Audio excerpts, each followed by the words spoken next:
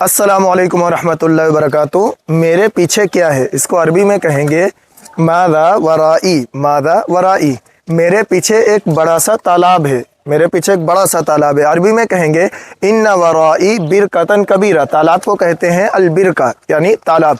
इन्ना वराई बिरकतन कबीरा, इसमें छोटी बड़ी मछलियां हैं। इसको अरबी में कहेंगे फ़ीहा अस्माकुन सगीरा व कबीरा। फ़ीहा अस्माकुन सगीरा व कबीरा, ये देखो मछलियाँ। उन्जुरू इला हादिहिल अस्माक, ये देखो मछलियाँ। इनको अरबी में कहेंगे उन्जुरू इला हादिहिल अस्माक, ये देखो मछलियाँ तालाब में तैर रही हैं।